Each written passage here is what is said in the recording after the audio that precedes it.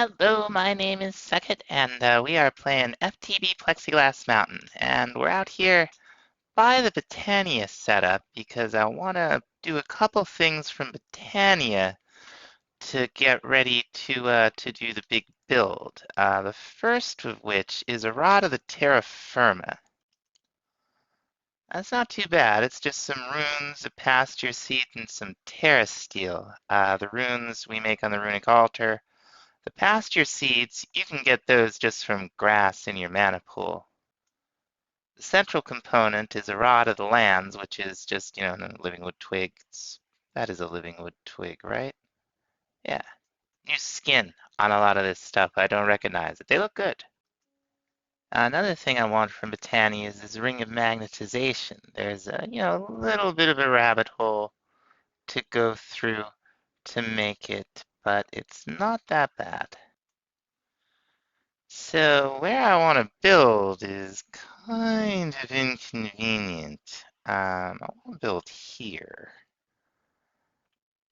by this, we're backing up, by this ominous biome. Quite a bit of room on the map.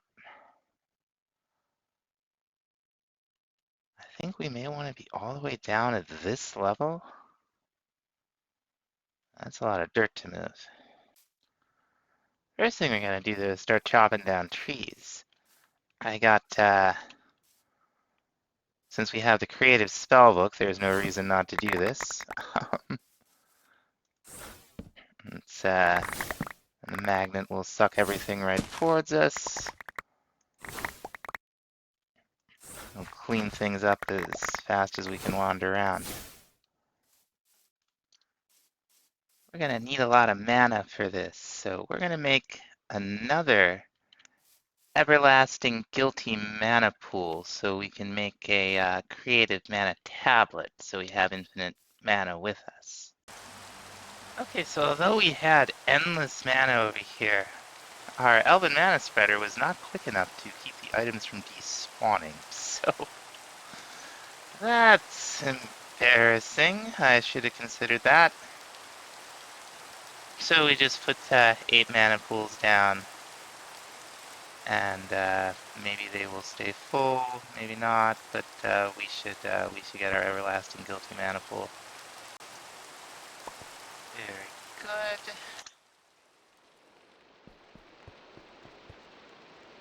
Now we will just put them together.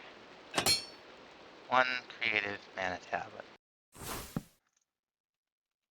Yes, right here is as good a place to start as any, huh? Yeah.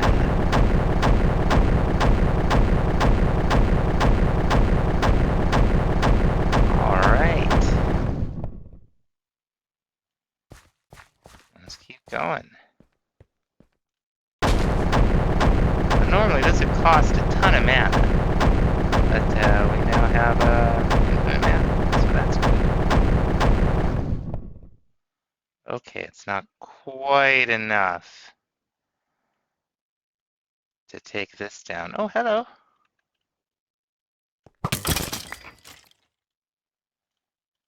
Alright, it's still going to save us a ton of time.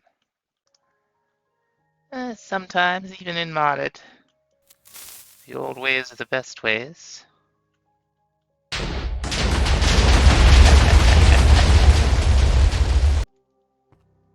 Alright. We're going to need more, but this is a good start. Since we have a big flat area anyway, I thought this might be an opportune time to fight the Gaia Guardian a couple of times and get all the fancy drops. What I want is, before we go in, we're pretty beefy, but we could do better. So we're going to make a botanical brewery. It's not hard to make. Block of mana steel, rune of mana, some living rock. No big deal. Now we're going to need to hook it up to our mana spreader here. So I think regen 2 sounds pretty good. Just a netherwort ghast here and some glowstone and then one of these alpha glass flasks, whatever. Now let's see, I think we put we put the flask on first. Then we put the other stuff on. Sure looks that way. Oh, there it is. 6 charges of Regen 2. That'll be great. We're gonna need 4 of these Gaia pylons, which are just the normal mana pylons with some elementium and some pixie dust. Now, this is what the structure looks like. You can do the little visualize thing in your lexica, and we are going to turn down jukebox and the master volume, because this can be very loud. Shift click, there we go. This can be very loud, and there's a theme song. So this is a boss fight. He summons all kinds of jerks to give you a hard day. He teleports around. He withers us. That's what we have the Flask of Revitalization for. But we're pretty beefy. I don't think we're gonna have too many problems. The withering is kind of a pain. I could do without that. Let's, I know we have clear effects. There we go. That'll help. Yeah, there's no chance. And you get him down to a certain point, and he becomes invulnerable. He heads up into the air and summons all kinds of jerks to give you a hard day. These are harder than the normal jerks because everything's all souped up in this pack. Oh, we got the elite guys too, really?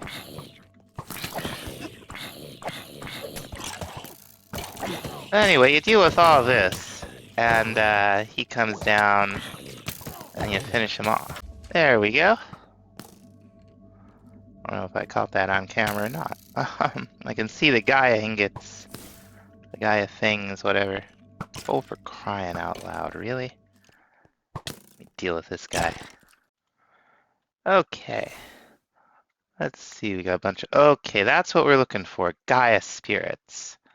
That's how we will summon level 2 of the Guardian.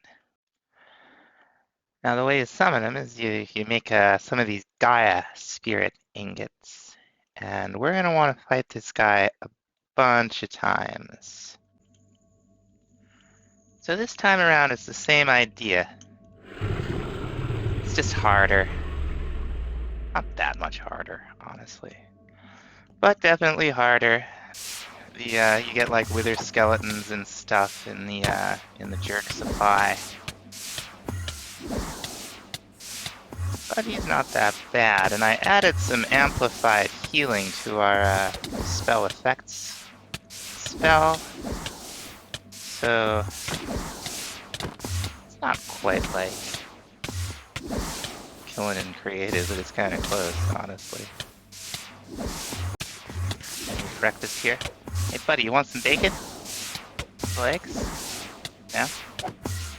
And here he goes. Here come the jerks. What is this guy? What is he wearing? Is that a terrasteel? Alright. Plenty for everyone. Step right up. This guy's already back down. Hopefully most of these guys will burn eventually.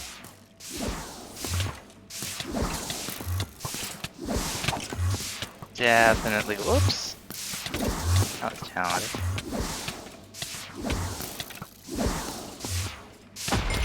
There we go. And this is what we're looking for. Get all kinds of stuff though. Bunch of mana steel, supremium essence, mana pearls, mana diamonds, fancy runes. So you get a bunch of these wills. You can add them to a terrasteel helmet and soup it all up. It's pretty cool. Dice here is what we're really looking for. You'll get something. We started with the Ring of Odin. That's exactly what I was looking for. So the Ring of Odin is another 20 health, and that's pretty cool.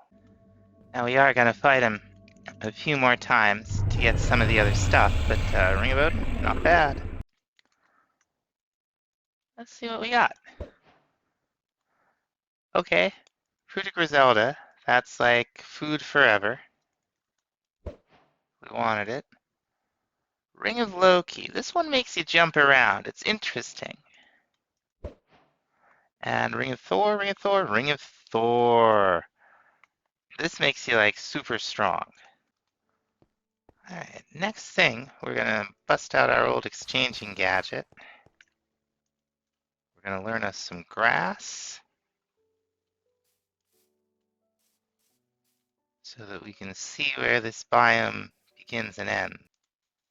Now we are gonna want one of the creative blaze cakes for our setup. We're gonna have a heated blaze running and we're not gonna wanna fiddle around with them. So we are gonna need some cinder flour, which is just netherrack. Whoop, we got our magnet on. Magnets will do a number on these in the world setups. And then you just crush some netherrack up and you'll get some cinder flour. Now to make the cake base, we will need a basin and the metal press from Create. Mechanical press, that is. Nothing we haven't seen before. Andesite casing, block of iron shafts. I don't see any reason not to put this thing right here with a basin under. I think all we do is throw the ingredients right in here. And when there's a valid recipe, if this thing has enough power, it'll do its thing. And sure enough, one blaze cake base. Next thing we're gonna want to make takes copper casings. Let's not super clear on how these work. Manual item application. I mean, it looks like you just put it there, but we could build a mechanical arm to do it. Let's do that. It's actually a deployer that I wanted to make, and we're gonna want a depot. And these aren't hard. I think I get it. It's got to be stripped. So we are going to need to do that a few times to make some of the machines to automate that process. This must be Create 0.5 or on the update. I will switch out the, that's not quite right. We'll put the depot down. Just switch out our setup here.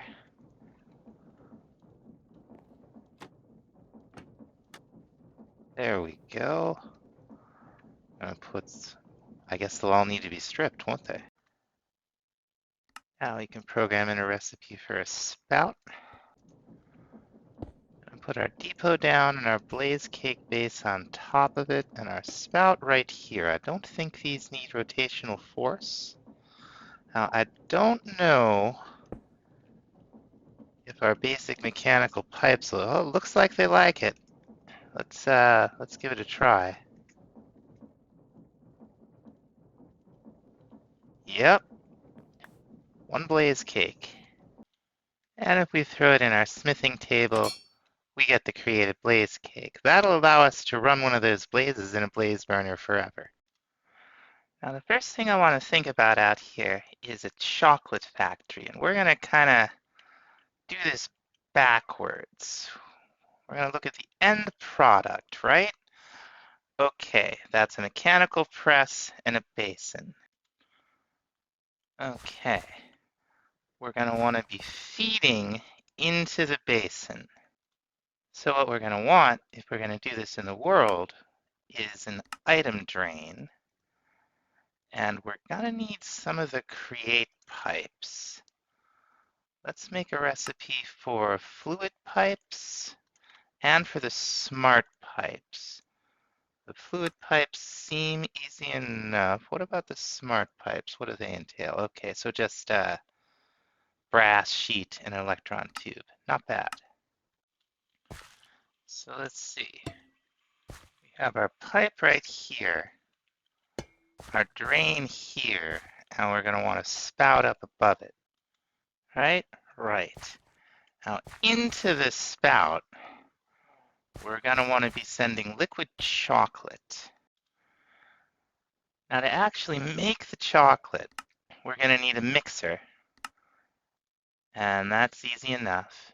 And we're also going to need to make one of these whisks. That also seems easy enough.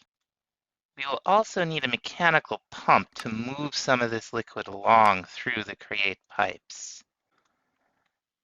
And the way we do this, I think, perhaps not. Where'd the pump go? That was weird. Okay, let's try that again.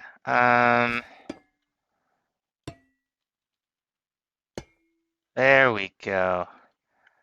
And now I think we can put the smart pipe right here. Doesn't actually look like it attached to the basin.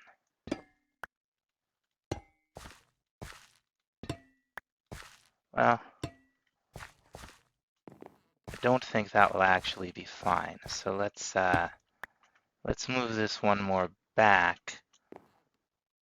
Put the smart pipe down like so, because we're only gonna want to take the liquid chocolate out of here. I think we're gonna have milk in here too. So this will just draw out the milk if we don't filter, and you need a smart pipe to filter in this. Oh, and these straight pipes, we can right-click them and make them window pipes. Pretty neat look. I guess can't do it to the angled ones. That's okay. And we got the blaze burner that we made before. Now, in terms of getting milk into this thing, let's think about this. We're gonna do cow in a jar. That's just fine. Now, before we go any farther, we're gonna want to actually make some chocolate. Let's see, could we just throw it in there? Yeah, we just throw it in there. Okay, we just use Q. Now we will have to get a little rotational force and a mixer here. Now we're going to go ahead and make a creative source of rotational force. It's the one component besides a power globe is this electric motor. It's a mechanical crafter recipe. I don't know what the capacitors are. I think we've probably done copper spools already. We definitely haven't done that. So let's go ahead and make some. And the capacitor is simple enough. There's the recipe. Should just have to put some more covers in. And it should see it as valid. Very nice. Does this thing have a, yeah, it has an up go. Okay. Just take a second here. Here we go. Blow up real big, shrink down real small, pop out. Nice. Now we just combine it with our power globe to get the creative motor. Now if I understand this, we can just put this down and it'll just start spinning. Put a cogwheel there. Yeah. Very good. Now this is just going to be for testing. We're going to build a windmill up here. But let's go ahead and feed the blaze. Oh, that it lasts forever. Okay. I guess the blaze will eventually go out then? I'm not sure.